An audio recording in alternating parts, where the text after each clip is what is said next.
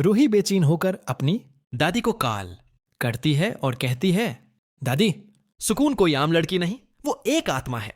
अगर वे और नाहार की शादी हो गई तो नाहार की जान खतरे में पड़ जाएगी। दादी रूही की बात पर यकीन नहीं करती और गुस्से में बोलती हैं, तुम ये सब शादी रोकने की खातिर कर रही हो।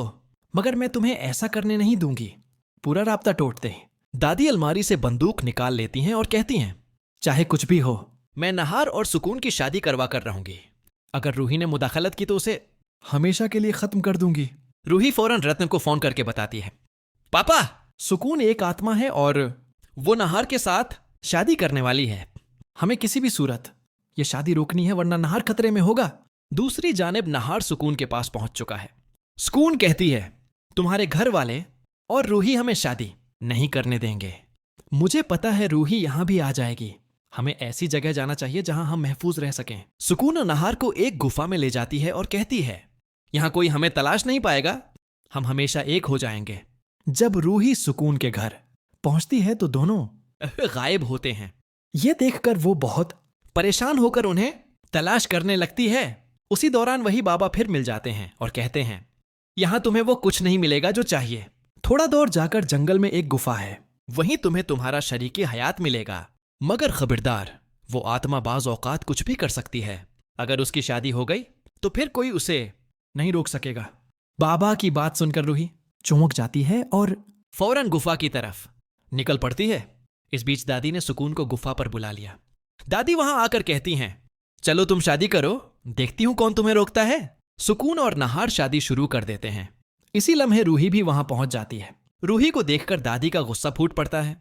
वो बंदूक तानकर कहती हैं, रूही, तुम ये शादी नहीं होने देना। नाहार तुमसे नहीं, सुकून से मोहब्बत करता है और मैं अपने पूते के लिए कुछ भी कर सकती हूं। रूही दादी को समझाने की पूरी कोशिश करती है।